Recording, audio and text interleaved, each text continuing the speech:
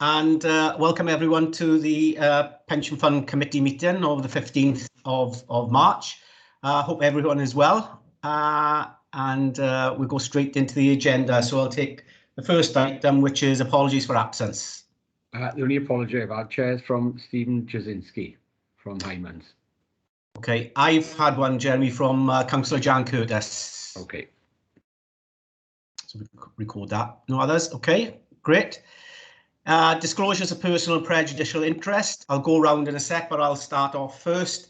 I've got two disclosures today. The first is for the entire agenda as a member of the City and County of Swansea Pension Fund, and item 5D in respect of my role as the current chair of the pension fund. And I will be at personal and prejudicial interest for that one, and I'll be leaving the meeting and handing over to Vice Chair, Councillor Downing. Councillor Thomas? Yeah, all the agenda as a member of the fund. Thank you. Thanks. I'll start. Councillor Downing? Yeah, the usual thing. My brother's a member of the pension fund. Okay. Councillor Lewis? Yes, the whole agenda, as I am a member of the City and County Pension Fund. Thank you. Okay. Councillor Sullivan? I'm a member of the former Dyfed County Council Pension Fund, and my daughter-in-law is a member of the Swansea Fund. Okay. Councillor Rees? Yeah, my daughter-in-law is a member of the fund. And Councillor Lockyer? Madam Chair, yeah, I'm a member of the pension fund, as is my wife. Okay.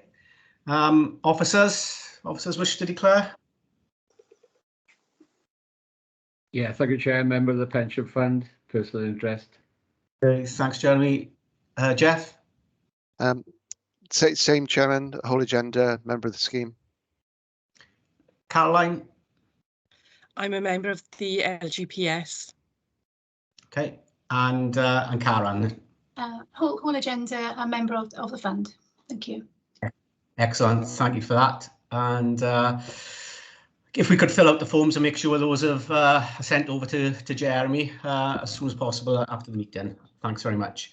Okay, item 3 then is to approve and sign the minutes of the previous meeting, starting on page 1. So I'll go through individually. Page 1, page 2, page 3, page 4, and page 5. Somebody happy to move those? Councillor Downing, moved by Councillor Downing, seconded. Councillor Lewis? Yeah. Everyone happy that they're a true and accurate record? Can raise their hands. Yeah. Excellent. Thank you very much. They are approved. Okay. Right, before we go on to the formal part of the agenda, I just want to say a couple of words if I can. I know we're going to cover it off under the closed section of the agenda under WPP report, but I just wanted to make a few public comments in respect of the swift action that that officers have taken, particularly Jeff, in respect to our response to the Russian invasion of Ukraine. I think all members of this committee will agree with me in absolutely condemning the invasion of the Ukraine and all what's unfolding in front of us. And I'm glad to see that there is some, lots of people now are trying to do their best to whether that be to give food, clothing, whatever aid is needed to Ukraine to help them in their struggle against Russia. The pension fund is no different, and as I said, we have responded very quickly. In my role as WPP chair, I put out a press release saying that we would immediately look to make a complete divestment from Russian-based investments. And again, I would like to thank Jeff for his really quick response to this. It was within days of the invasion that Jeff contacted me with my views. I spoke to the leader of the council and he agreed that this is something that we should definitely explore. And like I said, I hope I have the full support of the committee in making that decision. Most of our investments, if not all, Jeff, I think are via the pool, the WPP pool. And I think cumulatively across Wales, it amounts to less than 1%. So, you know, in terms of making that action and divestment, you know, it's little impact from a fiduciary perspective as well. So it's something we can do and play our part in reacting to the crisis and supporting Ukraine. So I just wanted to make that statement at this stage of the meeting. So thank you, committee, for letting me do that. Councillor Downing. Yeah, Chair, just agree with everything you've said, and well, congratulate you and Jeff on the speed in which this has been done. I think the best way I can explain what's happened is, as it was growing up, any conflict that was happening around the world, what came out of it was there is no politics in sport.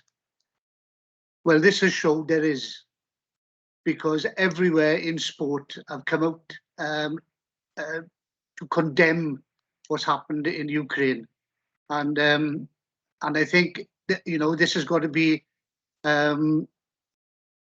this has got to end as soon as possible, because what it is, we know that the borders surrounding these areas, including Latvia, and I say that because my father-in-law was Latvian, and we know the conflict that they've had over there during the years, so we don't want this to escalate. And I think it's showing the people of Russia, well, I must say, there's quite a lot of them being arrested by just saying no war. So it just shows what goes on over there. Anyway, I don't want to go on, Chairman, otherwise we'll be here for all afternoon. Thank you very much anyway. No, thanks, Phil, and those comments are much appreciated as well. Okay. Okay, then we'll move on to these substantive items of the agenda then. So we'll take item 4 first, which is Report of Audit Wales. Item A, the Pension Fund Audit Plan 2022. And I think we have Daniel, is it, who's going to give a verbal update for us on this report. Thank you, Chair. Morning all. Yeah, I'm just going to take you through really a verbal update from us today. You'll notice from your agenda pack that although it's noted Audit Plan 2022, it is a verbal update. So this is just a kind of an update really at this point. In previous years, we've been in a position to present the formal audit plan for the financial year for the March committee. That tends to set out our planned work for the year, what we believe to be the key audit risks, our audit fee that we'll be charging, and the sort of proposed timetable as well. Unfortunately, this year we're not quite at that stage yet, so it's our intention that we'll bring the formal plan to you in the next committee in June. The reasons, I guess, for the delays on that front is to do with the departing audit manager from our side. So some of you may remember Jason Garcia as the previous audit manager. He left Audit Wales back before Christmas, and we've only recently replaced him. So there's been a couple of delays on our side. The new audit manager, Gillian Gillett, I suspect will be at the next Pension Fund Committee meeting to present the formal plan. So there'll be a chance for sort of introductions there. But yeah, just to flag really some staffing changes on our side that sort of led to. Sorry, Daniel. Can I stop you there? Gareth, I think, can you go on mute, Gareth? We can hear your blinds closing. Thanks. No problem. Sorry, I didn't turn the mic off. Yeah. Thanks, Daniel. Sorry to interrupt. No worries. It's all right. No worries. So yes, so there's been some delays on our side, so we're not in a position to present the formal plan at this particular meeting. That said, there's no real impact in terms of the work on the ground for the audit of the 21-22 financial statements. We plan on undertaking our initial planning work in April, which is the same as last year, and we've arranged dates to begin that work with Jeff, Karen, and the team. I think 2nd and 3rd week of April. So the work on the ground is still progressing as expected. I guess just a flag to the committee at this stage, probably a couple of things that we would have highlighted in our audit plan is that we're still very much working through sort of the planned timescales for delivering the pension fund audit this year. We'll hopefully be in a position to firm those up later this month with Jeff and the team. And again, similar to I think previous years, we'll be looking to align that work as to when it works for council officers, so when the staff have the capacity to sort of support it. And the only thing I wanted to mention really was around whether we'll deliver our work in person or remotely, as we've done in the last couple of years.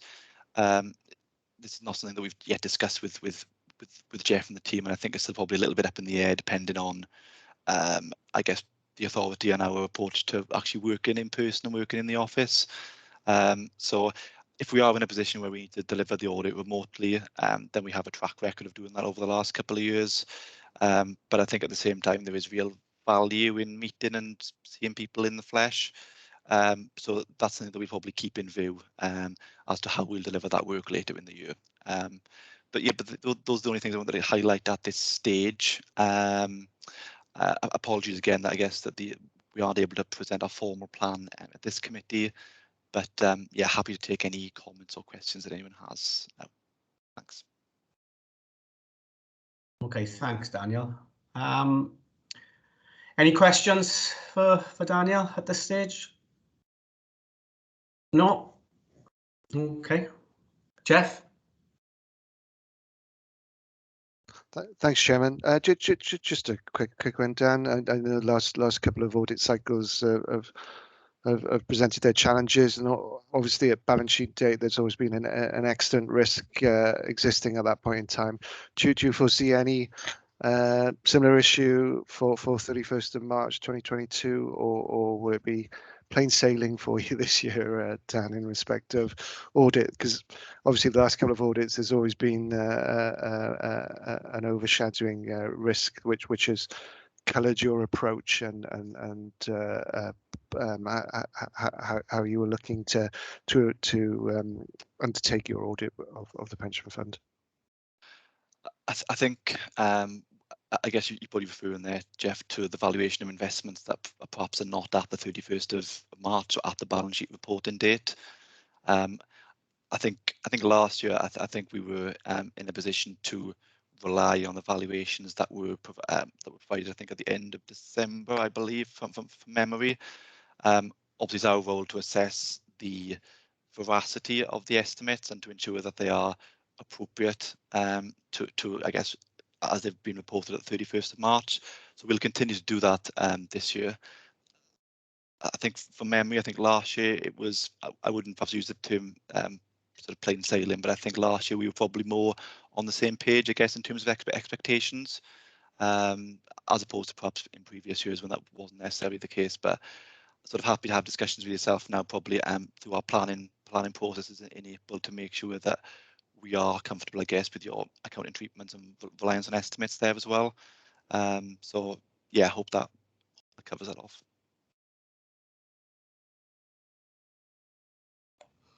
Okay, thanks for that. If there's no other questions, then thanks, Dan, and you're welcome to stay. But I'm sure you've got other things to do as well.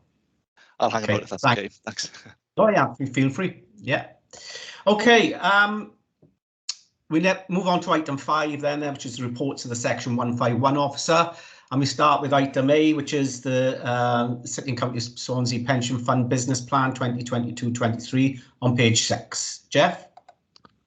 Thanks, Chairman. Just apologies if you do have questions during it, please shout out, because I won't have access to the screen where I can see your hands raised, because I'll need access to my screen to actually present the report. So please do shout out if you do have any questions as we go through the report. This is an annual report. You're used to receiving this on an annual basis. Hopefully it looks slightly different in respect to the content, because obviously what this report is seeking to do is to formalise and outline to committee a work programme of the pension fund and its officers, both on the investment side and the admin side, and what we hope to deliver during the forthcoming year. And also then it reports back to you, reviewing back what's happened in the previous 12 months and whether we've achieved those objectives that we've outlined the previous 12 months. I suppose the most pertinent element of the report. It's start at the appendices, and Appendix 1, which is the review of last year's business plan. And as you can see, it makes quite healthy reading in terms of achieving most of the objectives. And in all fairness, a lot of the objectives are annual, routine, business as usual, and there would be concerns if we hadn't achieved those objectives. However, you'll note a couple of high-level items which are still ongoing and haven't been achieved as anticipated, and they are items number 6 and number 8. Number 6, the Gmp reconciliation process. This has taken a lot longer than fully anticipated. Again, not wanting to make excuses. This has largely been down to the lack of information available from HMRC and availability of their records to reconcile our records with theirs. It is still ongoing, and we do hope to have completion of the GMP reconciliation exercise by the end of April of 2022.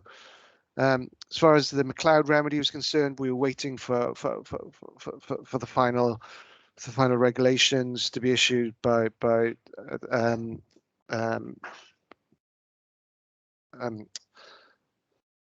TLUC as they now are, and await the operational remedy that we can implement on a scheme basis. So, as I understand it, Scheme Advisory Board are liaising with software developers to ensure that the remedy can be implemented as far as possible via the software and the calculations therein, thereby reducing the manual input required. I mean, further to the successful implementation of that remedy, you know, it is valuation year, and I'll touch on that in our outline for our plan for the forthcoming 12 months. But we, as previously reported, we have undertaken a lot of data cleanse, records updating for members, ensuring that all the details that we have are correct, and it'll stand us in good stead then to be able to implement the remedy when it is available to do so in that regard. And then from page 17 onwards, then we have our indicative business plan for the forthcoming 12 months, and front and center, I suppose, in this year 2022 will be the implementation of the 2022 triennial valuation. You know, members will be aware. They're probably thinking, "Oh goodness, that's come around quickly," because I'm sure you can remember me presenting to you the outcome of the 2019 valuation as if it was only yesterday.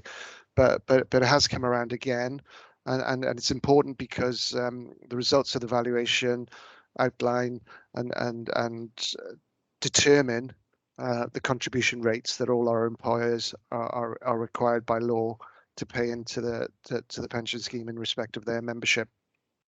So it's a massively important piece of work, and even more so in that we were hoping to enter the valuation 2022 being over 100% funded. As previously reported to you, first time ever in the pension fund's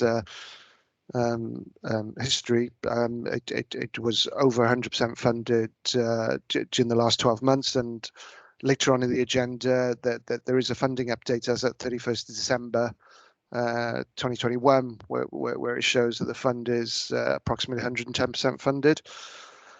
However, I know the chairman made reference to the events in Ukraine and the very sad personal impact that the events in Ukraine are having, but also it's had a major impact on the valuation of our investment assets, not only ours but across all asset classes.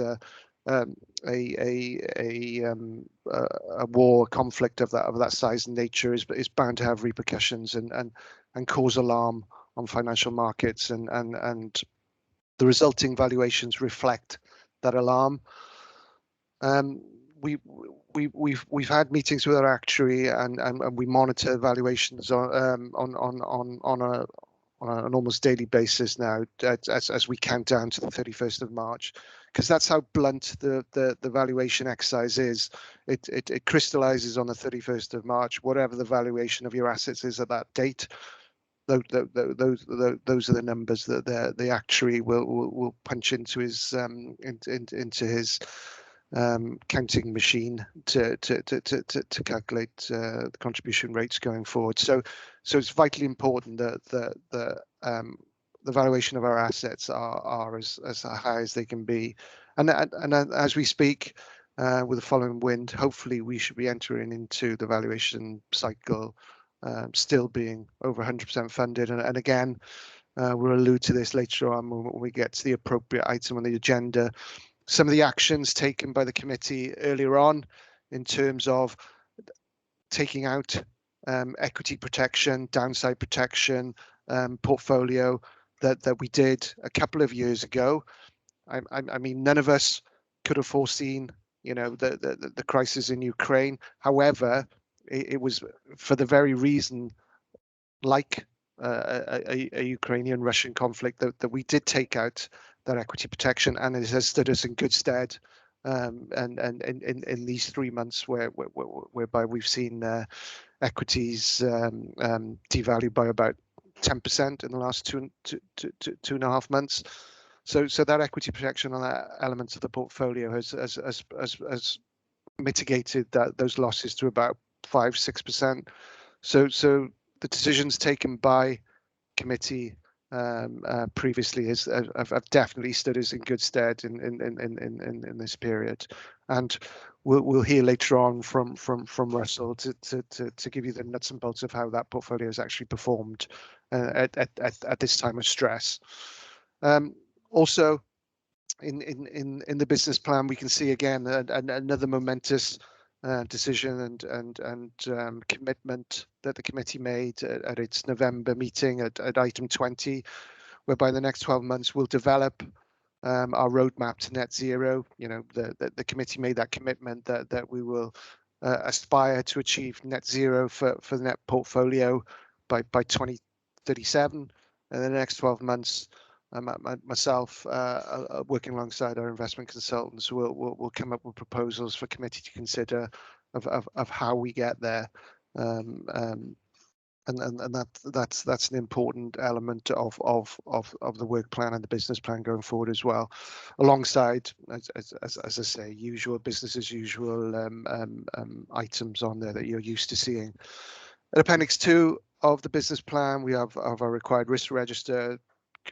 Good practice. We identify key risks in facing the pension fund and the work of the same, and the mitigating actions that we've put in place to head those off or reduce their impact. The case in point being the equity protection program that I alluded to earlier on. Appendix 3, important I bring this to your attention at this meeting, committee members. Obviously, we have an outline asset allocation on the left-hand side, which where the target asset allocation, and then from time to time, those assets move out of kilter, and then we routinely rebalance as we see fit. However, as previously reported, last year we had a record-breaking year in terms of equity returns. Hence, you can see then on the fifth column along, our equity exposure is over target allocation. We do have a view to bring that down, as previously reported, into our portfolio of real yielding assets as the fund matures. Now that we are over 100% funded, committee have approved and determined to take some of that investment risk off the table. So this is just for information that as a point of reporting, and probably at year end, we will be over the target asset allocations prior to readjusting those allocations in the coming months. And then at Appendix 4, we have the usual outline budget. I mean, the top half of the budget, they're almost as read. They're a function of membership and what we're required to pay out to our members in terms of pensions payable, and also collecting from our employees in respect of contributions. I suspect the area of more interest to committee members will be the bottom half of the budget in terms of the expenses and costs of running this scheme, and we include them here for your approval and for budget monitoring purposes going forward. Happy to finish there, Chairman, in the interest of time, and take questions. Okay. I'll take questions, and just to briefly echo what Jeff has said. The Pension Fund Committee should be hugely proud of itself and the achievements that are recorded in the report there. Some major achievements in terms of fully funded pension fund, highest one of the highest valuations, if not the highest valuations it's ever been, and alongside that, our roadmap out to net zero by 2037. So 3 hugely significant milestones and achievements, and everyone on the committee should be hugely proud for making those decisions. And again, huge thanks to officers for keeping us informed and enabling us to make those right decisions. So thanks to everyone. Councillor Thomas. Thanks, Chair, and echo that, and obviously great news, the valuation, and everyone's put a lot of hard work in, so well done on that. As you know, for the last 5 years, I've been, I know what Jeff's a little swigger there, banging on, I suppose is fair enough to say, about our allocation towards other asset classes such as gold, and I won't scare you all and say Bitcoin, but that's that's maybe a bridge too far, but our sort of gold allocation, and I just wondered how that compared with other funds, because as you know, we did have a miniature presentation and opinions from the from our advisors on that, and they didn't sort of share the same opinion as myself. I think what you brought up earlier about that no one could foresee the conflict in Ukraine, I think that for me is a perfect example of why you need gold in a portfolio. The world's been, largely, globalization has largely benefited a lot of the equities and everything over the last few years. And who knows, the situation in Ukraine, God hope it doesn't, but could escalate, and we could get trade wars, even worse, which I don't really want to go into, even think about. But that's why gold is important in a portfolio, and how that performs. So I just want to put on record that I do think that we should have an allocation of at least 5% personally towards gold and Bitcoin. I will say it, but and I really think that when times get tough, that's when it performs, and we should have an allocation. So thanks. Okay, Jeff. Just wanted an opportunity to respond to Councillor Thomas then, and his points are well made. I mean, gold in times of crisis has always been a safe haven, and I'm probably Councillor Thomas is monitoring his huge gold portfolio as we speak, and you can see that it has performed very well in this turbulent time. Just want to remind committee really the thought processes, and I can see Nick's got his hand up, and probably he'll explain more eloquently than I will in due course. But I suppose when we consider investment opportunities, I suppose there are 2 components of investment return: capital growth, income, and to a greater or lesser extent, all of our investments exhibit those qualities in terms of, you know, either to a greater or lesser extent, and we invest in them accordingly, i.e. the majority of the return from our investment portfolio is investment income that we derive from it, i.e. the rent that we get from it, and then also as a little a kicker at the end, there's some opportunity for capital growth, the appreciation of the asset itself. The issue, if committee will recall about gold, is that it only exhibits one of those qualities, i.e. asset appreciation. There is no mitigating property of yield or income derived from it. It'll just sit in a bank vault or on an index, and we just hope and pray that it just continually goes up in value or goes down in value. So that was one of the main drawbacks and considerations that we took when not including gold as an asset class in a portfolio. But Councillor Thomas makes the point well, and lots of very respectable pension funds do include it in their portfolios. And I think Councillor Thomas and I did attend a World Gold Council seminar run by the PLSA, whereby, you know, we had very credible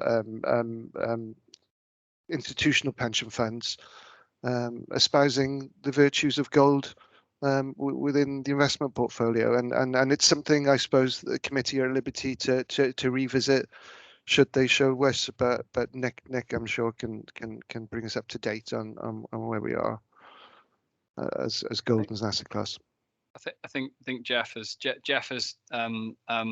said all the really relevant points. I was going to mention a couple of minor ones to add on.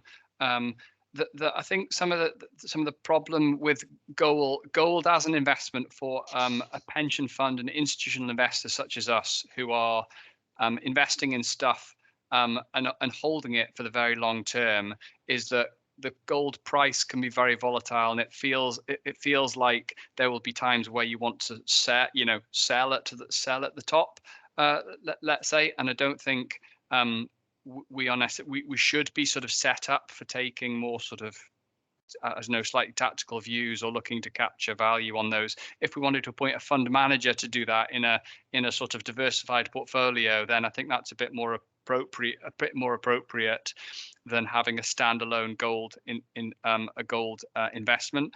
The other thing I'd just add in about inflation,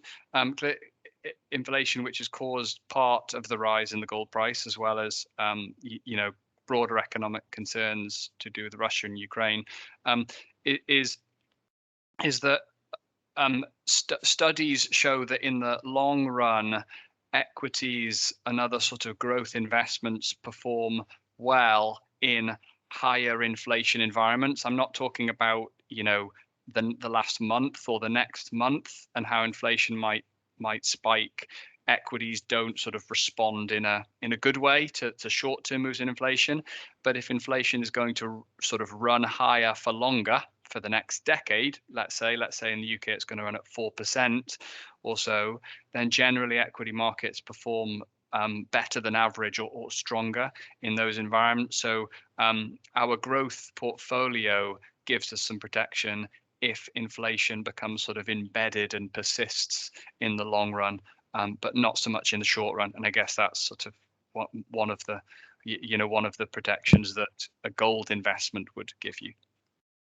Chair, if I could just very quickly come back on that point, it's just the, equity portfolios are obviously subject to geopolitics, and that's one of my main points is that gold sits outside of that, and it gives you protection outside of geopolitics and environmental changes, trade changes to the globalization, everything. I think you're looking at a period. You're looking between a period of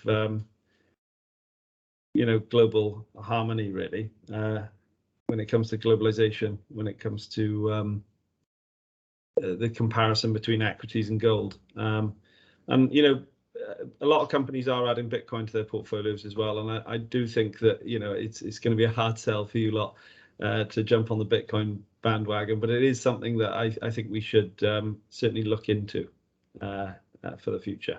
Thank you. Okay. I mean, sorry, Chair, if I could just say, clearly, you know, nothing is completely off the table, Councillor Thomas. Clearly, with Bitcoin, there's issues around regulation, most clearly. But you know, if that were to change, then it might become a more sort of core institutional investment. But fair point. Okay, thank you. I have to say, I applaud your consistency, though, Will. Fair play to you. You've been at it, banging away for the last 5 years, so well done on that. Nobody can say you're reacting to the current crisis, in fairness. Okay, thanks for that. Any other questions for Jeff on the report? No? Okay. Oh, sorry, Chairman. Yeah. Not a question as such, but just wanted to comment on the net zero point. I'm sure you'll all be keen to hear that we're making progress in this area, and we are. And so, for instance, we've shared an initial paper with a project timeline with Jeff and Karen for discussion, and we have a number of actions that are following sort of on the way towards the net zero ambition by 2037. So you'll hear probably a lot more about this at the following meeting, but thought I would raise that very briefly before we move on, as it's pertinent to the business plan. No, thanks, Andre. Thanks for the update on that. Okay, so the recommendations there are on page 6, and the recommendation is 1 to the City and County to accept and approve the City and County of Swansea Pension Fund Annual Business Plan 2022-23, the Risk Register 2022-23, Asset Allocation and Budget 2022-23. Can members raise a hand, all those in favour?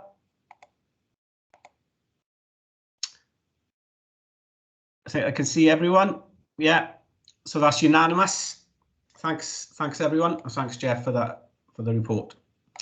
Okay, we now move on to item 5B, which is trustee training on page 25. Thanks, Chairman. I don't intend speaking to this in detail at all. Again, it's another housekeeping report. You get it on an annual basis where we outline, you know, the type of training and it remind committee members and we'll subsequently remind local pension board members of your personal responsibility to ensure you have the appropriate skills and knowledge to discharge your role as committee members. Just to make that very important reminder to you all, it is a statutory requirement that you have the appropriate skills and knowledge to undertake your role. It's an important role. You're making important decisions, and they're often complex decisions. You know, the last discussion in point, I mean, it's pertinent, relevant, you know, current, and you have a duty to keep on top of your repertoire and cupboard of skills to be able to bring into play when you make your decisions.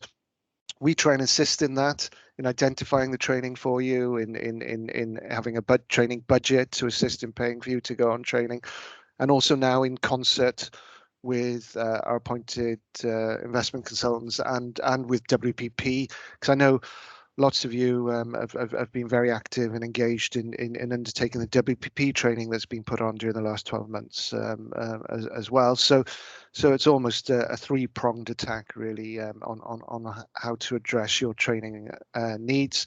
Hyman's undertook their knowledge skills assessment last year, identifying the areas where you would like additional training.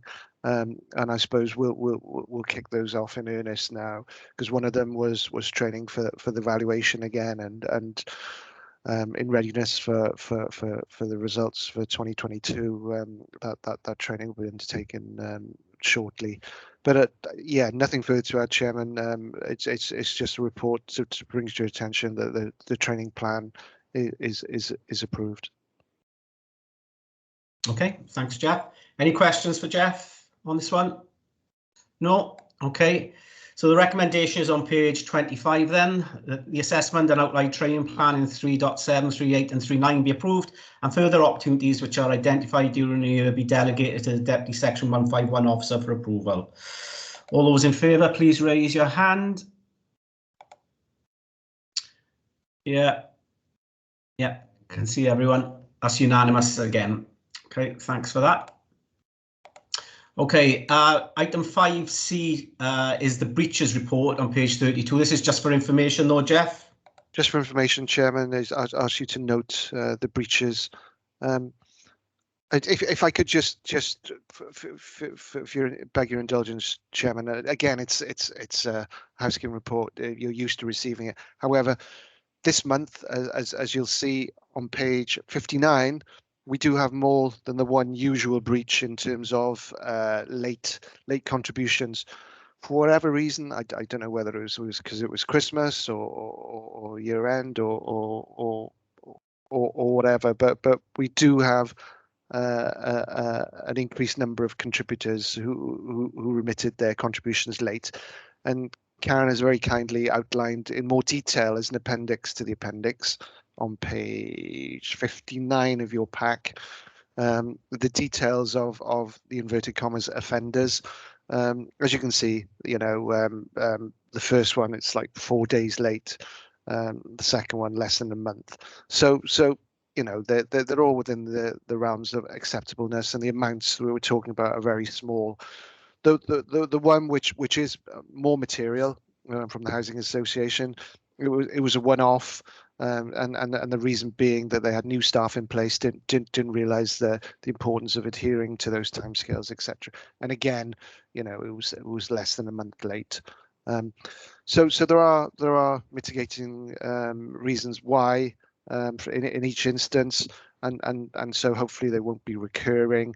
And again, the magnitude of them is pretty low, and also the number of absolute terms, the number of days they're actually late is reasonable. So just wanted to highlight those instances for your attention. Happy to take any other questions on the other breaches contained within the report, Chairman. Okay. Any questions for Jeff? No? Okay. Well, that report is for information only anyway. So we now move on to item 5D, at which point I will leave the meeting and hand over to the Vice Chair. Jeff, how will I get back in? Will you message me to come back in? Karen is on standby, Chairman, to message you and invite you back to the meeting. Okay, excellent. Thanks. Hand over to Phil. Thank you, Clive. As you can see, 5D is the role of the Pension Fund Committee Chair. Jeff, are you taking this one here? Yes, thank you, Chairman. It's an important report, and it's to highlight really how much this role has changed over the last, say, I'm speaking from my experience. I joined local government in a role supporting the pension fund nearly 20 years ago, and the role has changed markedly. The preamble to the report obviously gives readers of the report some background information of the size and magnitude of the LGPS and what its objectives are in terms of meeting members' benefits and being able to pay members' benefits. But when you boil it down to the actual role and complexity of the role of chair, you can see it, item 4.1. We can see how it has drastically changed in the last 20 odd years where I've been involved.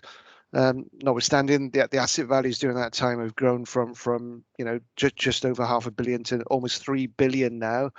We've achieved 100% funding for the first time. The range of assets that committee members now have to have knowledge of has grown from, used to be just equities, bonds and cash. Now it's like private debt, hedge funds, affordable housing, renewables, timberland, private equity. Number of investment managers that you have to monitor and liaise with has gone from 3 to 23. The governance burden on the chair now is required to also be the Swansea representative on the WPP, Joint Governance Committee. Also in our example, our chairman is the Scheme Advisory Board representative for the WLGA. we have, you know, the well publicized stakeholder engagement pieces in terms of responsible investing, environmental social governance policies, liaising with stakeholders in respect of that, communicating the committee's position in respect of that, meeting and responding to requests for meeting engagement with those stakeholders, and then also setting out ambitions, aspirations for the fund's aims and goals in respect of net zero. So it's a much different landscape to when I first was involved in the pension scheme, and commensurately the role of the chair is now very much more complex and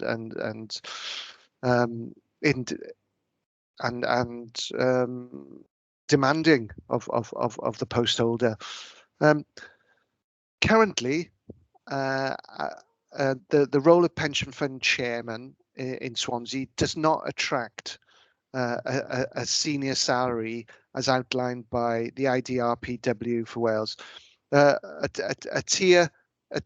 Group A authority like Swansea Council as a quota of 19 senior salaries that it can pay from its general fund, and all those 19 senior salaries have already been allocated.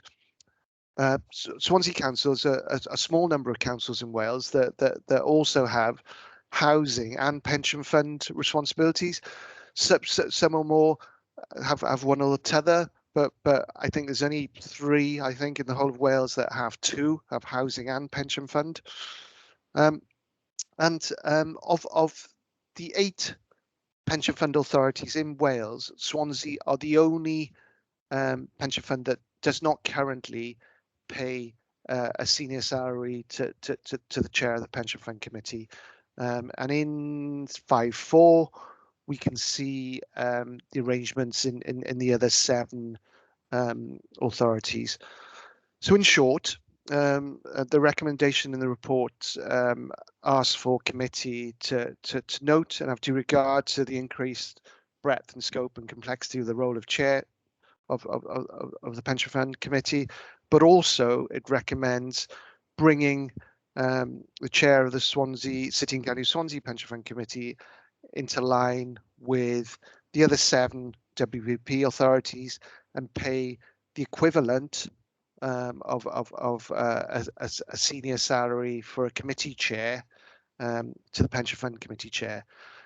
And to be clear, this is a discretionary payment paid out of the pension fund itself, not the general fund of the council. So it's at the discretion of this committee and subsequently council to endorse that decision, that senior salary is paid to the pension fund committee chair. To be clear, we confirmed this in a meeting and a subsequent email from the Independent Remuneration Panel of Wales that the council was at liberty to undertake this discretionary payment should it so wish.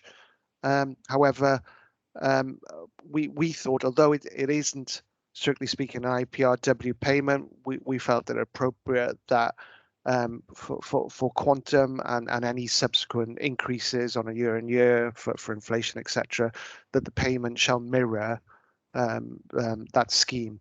So the proposal is that the pension fund chair is paid the equivalent of a committee chair in the rest of the authority, but to be clear, that payment is to be payable from the pension fund and not the council. Happy to take questions, Chair. Yeah, I can see 2 people indicating. Peter Rees first. Thank you, Phil. I'm not against this, you know, and I can see the amount of work that's been going on. But Phil, can you perhaps, why historically this hasn't been proposed before? Is it because of the additional work, or because we've never, Swansea pension fund, in all the time I've been on it, this has never been an issue, and the work has increased almost annually. So, you know, is it we've reached a point now where we're out of line with the other authorities? Is that the reason why? Or is there a historical reason why it hasn't been paid before? I can't really speak historically, Councillor Rees, but we thought it opportune now, just because of the increased workload and complexity of the role, and sheer magnitude of the role, that it did look peculiar compared to other committee chairs within the council that do attract a senior salary equivalent. Again, for comparative purposes, we were the only authority in Wales that did not explicitly pay the chair of the Pension Fund Committee a senior salary. So it's in recognition of the increased complexity of the role, but also to bring us in line and make it more appropriate in respect of our Wales Pension Partnership partners. Thanks, Jeff. Will? Thank you, Chair. Yeah, I mean, the amount of work that goes into this role is a huge amount, and the amount of knowledge that Clive has to have and keep up on all the changes, and the lobbying efforts from people as well. ESG stuff has changed the game a lot, I'm sure. So I'm fully in support of this. And I think we're very lucky to have Clive, but obviously after Clive's time in the future, hopefully that's a long time away, obviously to have the higher the remuneration, the better chance you have of getting someone who's more qualified and good for the role. So 100% behind this, and I think it should have been happening for a long time. And just wondering, are all the other funds in Wales, do they pay directly from the fund as well, or from the council? Because that just seems a bit strange for me. I'm not sure why the council's not paying this. I'd just like a bit more information on that, please. I'm not sure the answer to that. Is it 5.4, Jeff? Correct, exactly, Chairman. In 5.4, there's an analysis of how the other 7 admin authorities in Wales make the remuneration for their pension fund chair role. Three authorities pay it from the general fund of the council, because by dint of fact, the post holder of their particular pension fund chair role is also a member of the executive board or the cabinet of their respective councils, and so they're eligible for a payment in that regard first and foremost. And so the pension fund responsibilities are in addition to that. And then 4 authorities make the payment at their own discretion from the pension fund, and they're identified then in the second half of 5.4. So it's 6 of one, half dozen the other. Not quite, obviously, but it's not definitive either way, Councillor Thomas. And because of the quota arrangement imposed by IPRW, I think that's why the report teased this out, is that Swansea is particular in that it has the 2 additional responsibilities of having to run a pension fund and a housing authority, whereas say a Bridgen, for example, doesn't have housing or pension fund. However, it'll still have the equivalent number of senior salaries to apportion to its senior elected members. So it's in that regard that we felt it appropriate, noting that it is purely a separate issue, a ring-fenced account, and almost separate to the council in its function. I think it's to all your credit that when you walk into this committee room, or political affiliations are left at the door, and you discharge your business here as members of the Pension Fund Committee. And so we felt it appropriate that the Pension Fund Committee meets the costs of the additional costs, because to be clear, we're only talking about the addition of £8,000 or so to take it to a senior salary role that the pension fund meets over in addition to the basic salary of an elected member. That's good, yes. Mike? Yes, thank you, Chair. Just a small point. Firstly, may I say I'm totally in agreement with the proposal. I feel it should have been a lot earlier than it has. Can you hear me? Yes. We can hear you. You've frozen. No, we can hear you, Mike. Oh, right, good. Yes, so I'm in agreement with it, but given that this salary is going to be paid out of the pension fund, and given that the leader of the council normally appoints chairs of committees, who will be who will appoint the next chair then? Will it be the committee or will it be the leader? It's just a small point. I just wanted to clarify that. The constitution of the council, but to be clear, it's the council. Swansea Council is the administrating authority and has legal responsibility as the admin authority for the pension fund. However, in its constitution, the council is determined to delegate that responsibility to the pension fund committee. However, in the constitution of Swansea Council, the presumptive body, it still retains the right to appoint the chair of the pension fund committee. So I think that's what was in the constitution originally, and then it was subsequently amended for this municipal year, so that the chair was appointed by committee. So historically, Councillor Lewis, you are right. It was enshrined in the constitution, and the leader appointed the chair. However, if you recall, at the first meeting of this municipal year, the committee was required to appoint its own chair. However, the committee is based along the lines of along proportional representation lines. I completely understand it for this year, but as Clive is retiring and it'll be a next year, I just want a definitive answer on the question, basically. The way I see it working now, because it has been removed from the constitution, and I look to my legal colleague to perhaps confirm now, or in a later written answer, perhaps Carolyn, you may be required to provide a written answer.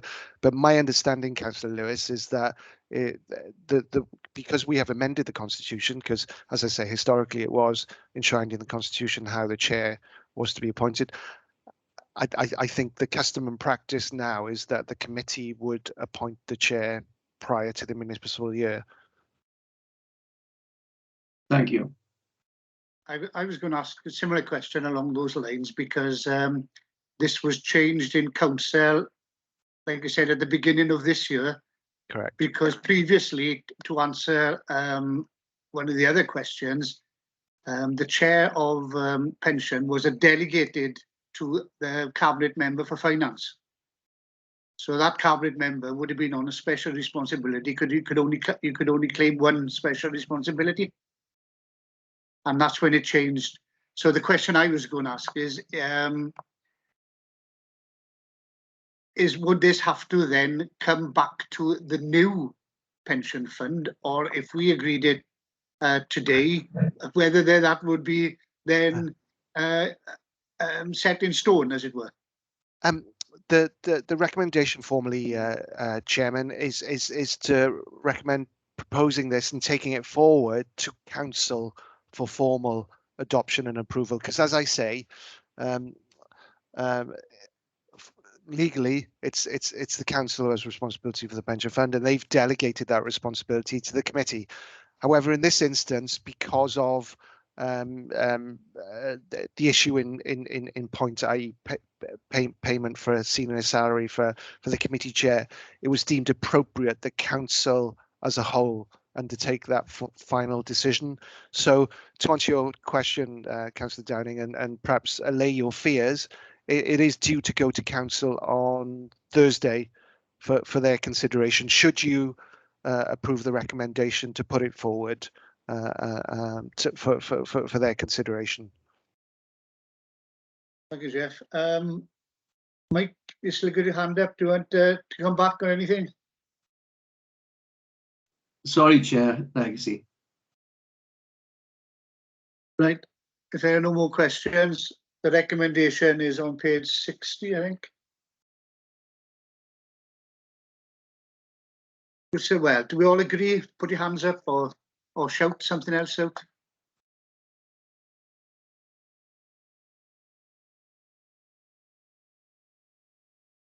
That's a majority. Will, are you abstaining or something? I am, yeah, sorry, Chair, I am going to abstain only because I not that I don't agree with the enumeration, it's that I just not 100% convinced on where the money should come from, so I'm abstaining on that, thanks. Anybody else abstaining? Right, that's gone through with a majority. Okay, thank you very much. Karen's doing her work now. Jesus.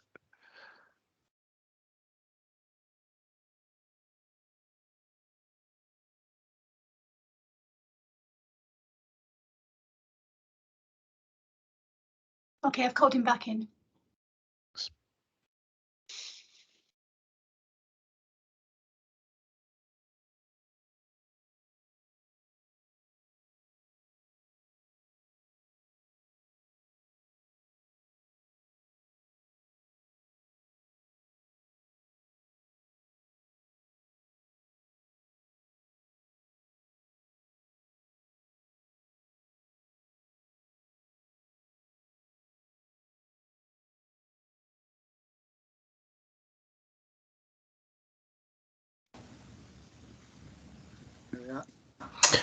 Okay, I'm back. Let's get my bit. Oh no, I was nearly leaving again. Then sorry about that.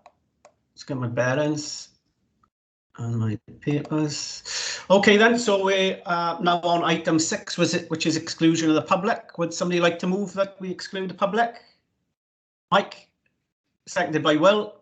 All those in favour, raise their hands. Yeah, great. That's unanimous.